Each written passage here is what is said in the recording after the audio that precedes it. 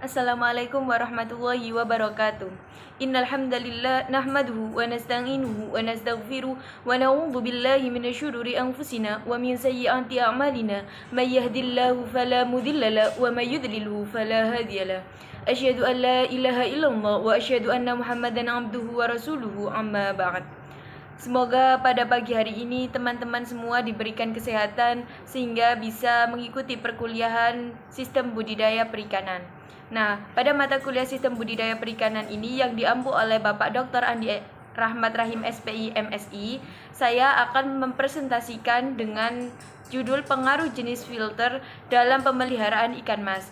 Nah, saya sendiri atas nama Nur Sadia dengan NIM 1901020111 dan rekan saya dengan nama Muhammad Yusuf Asnani dengan NIM 1901020002.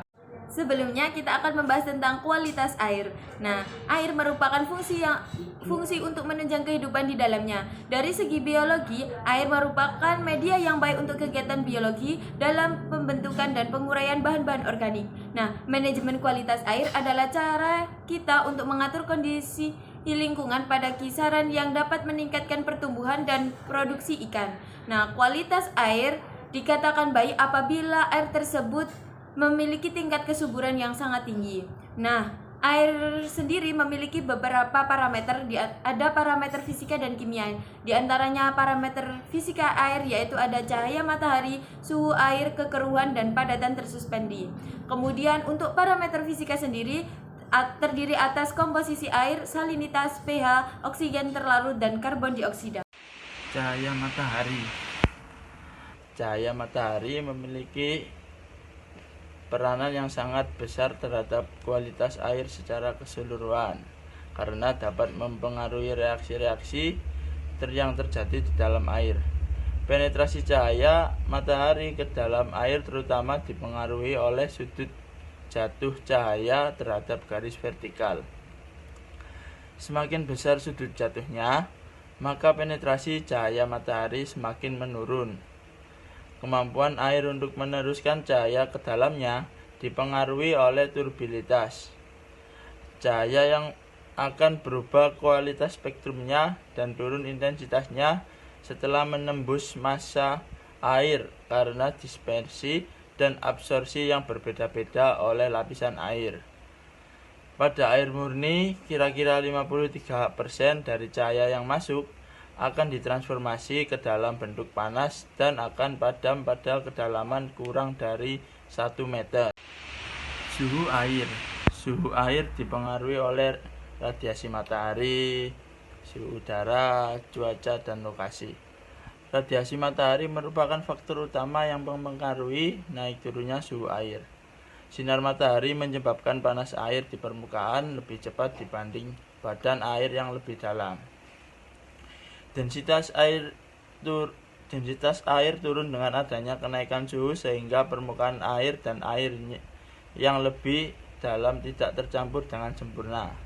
Hal ini akan menyebabkan terjadinya stratifikasi suhu atau thermal stratification dalam badan air, di mana akan terbentuk 3 lapisan yaitu epilinion, hipoliminon, dan thermoline. Selanjutnya kita akan membahas tentang kekeruhan. Kekeruhan atau turbiditas perairan dipengaruhi oleh bahan-bahan halus yang melayang-layang dalam air, baik bentuk bahan organik seperti plankton, jasad rendik, detritus, maupun berupa bahan organik seperti lumpur dan pasir. Dalam kolam budidaya, kepadatan plankton memang pengaruh paling besar dalam menentukan kekeruhan, meskipun partikel tersuspendi dalam air juga berpengaruh. Padatan tersuspensi. Muatan padatan tersuspensi berpengaruh terhadap penetrasi cahaya matahari ke dalam batan air. Hal ini berpengaruh pada tingkat fotosintesis tumbuhan hijau sebagai produsen primer yang memanfaatkan sinar matahari sebagai energi utama. Kekeruhan karena plankton jika tidak berlebihan bermanfaat bagi ekosistem kolam.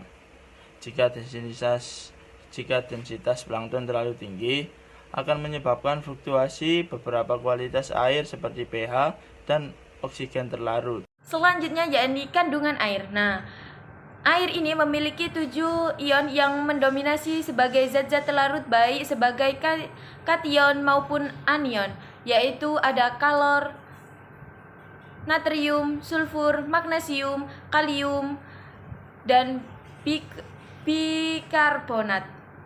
Sedangkan ion-ion yang lain jumlahnya kecil. Air larut mempunyai konsentrasi ion-ion terlarut lebih besar dibandingkan air payau dan air tawar. Air payau lebih banyak dari air tawar. Salinitas air. Salinitas dapat didefinisikan sebagai total konsentrasi ion-ion yang terlarut dalam air. Dalam budidaya perairan, salinitas dinyatakan dalam per mil 0/OO atau ppt atau gram per liter. Klasifikasi perairan berdasarkan salinitas adalah sebagai berikut. 1. Air tawar lebih dari 0,5 ppt. 2. Air payau oligoanimne 0,5 sampai 3,0 ppt. Mesoaline 3,0 sampai 16,5 ppt. Dan polyhaline 16,5 sampai 30 ppt. Yang ketiga adalah air asin marine 30 sampai 40 ppt. Dan brine atau hyperhaline kurang dari 40 ppt. Nah, selanjutnya yakni pH air. Definisi pH adalah logaritma negatif dari konsentrasi ion hidrogen atau H+ yang mempunyai skala antara 0 sampai 14. Nah, nilai pH mengidentifikasikan apakah air tersebut netral, basa, atau asam.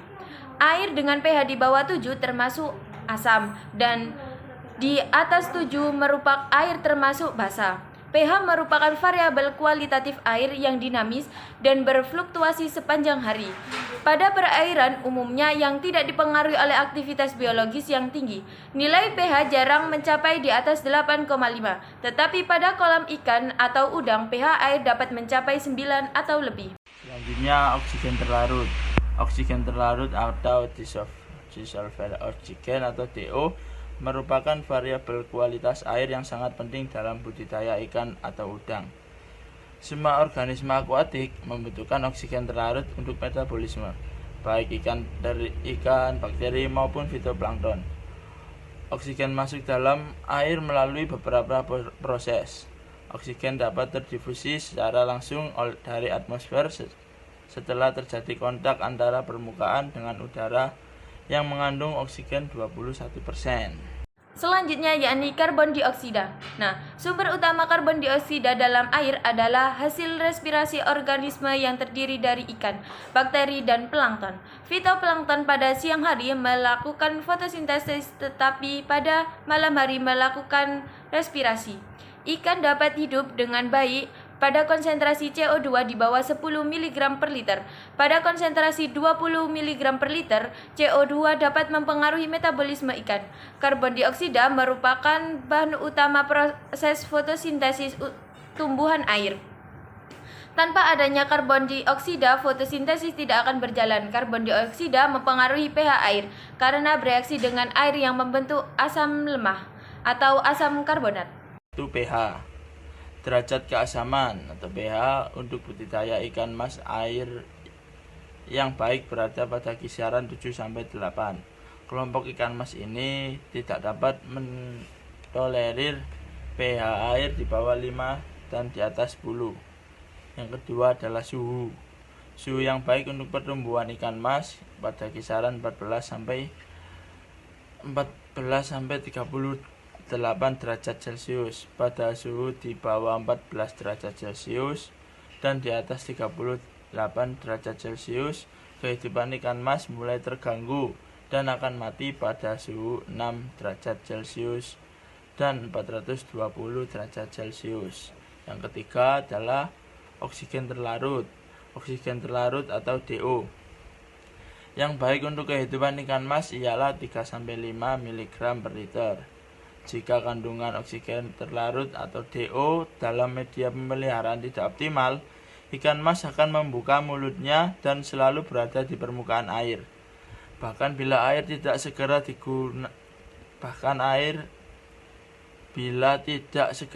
diganti akan menimbulkan kematian.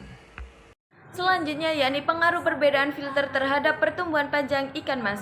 Nah, perlakuan filter yang diberikan pada ikan mas terdapat 5 perlakuan. Yang pertama yakni tanpa menggunakan filter atau kontrol, kemudian filter zeloid, filter arang, filter serabut kelapa, dan kombinasi antara zeloid, arang, dan serabut kelapa. Nah, dari hasil yang diteliti menunjukkan pada filter kombinasi terdapat pertumbuhan panjang yang terbaik. Hal ini diduga karena pada zeloid dan arang mengandung karbon yang dapat menyerap amonia serta serabut kelapa sebagai penyaring sisa-sisa kotoran. Proses filter yang menjadi lebih optimal sehingga dapat menambahkan nafsu makan ikan dan proses metabolisme tidak terganggu sehingga pertumbuhan panjang ikan menjadi baik. Penggunaan filter berguna sebagai filter bagi air yang digunakan untuk budidaya. Nilai kualitas air dipengaruhi oleh media filter yang digunakan. Pengaruh perbedaan filter terhadap pertumbuhan bobot. Perlakuan filter yang diberikan pada ikan mas untuk melihat pengaruhnya terhadap pertumbuhan bobot yaitu dengan menggunakan filter. Antara lain macam-macam filternya adalah filter zeoid, filter arang, dan filter sacut, kelap, dan kombinasi zeoid, arang, dan sabut kelapa. Dari hasil menunjukkan pada filter kombinasi terhadap pertambahan bobot ikan mas yang baik dibandingkan dengan perlakuan yang lainnya. Hal ini dikarenakan pada filter kombinasi terhadap sabut kelapa yang dapat menyaring sisa pakan sehingga tidak akan masuk kembali ke akuarium. Oleh sebab itu air dalam akuarium tetap jernih dan fungsi dari arang dan zeolit dapat menetralisir amoniak di dalam kolam. Selanjutnya yakni pengaruh pemberian filter terhadap kelangsungan hidup atau sintasan pada ikan mas. Nah, masih dengan perlakuan yang sama dengan 5 perlakuan yakni tanpa penggunaan filter atau kontrol, kemudian filter zeloid, filter alang, filter serabut kelapa, dan kombinasi antara zeloid, arang, dan serabut kelapa. Dari hasil menunjukkan pada perlakuan kontrol atau tanpa menggunakan filter terjadi tingkat kematian ikan yang tinggi, artinya sintasannya paling tinggi.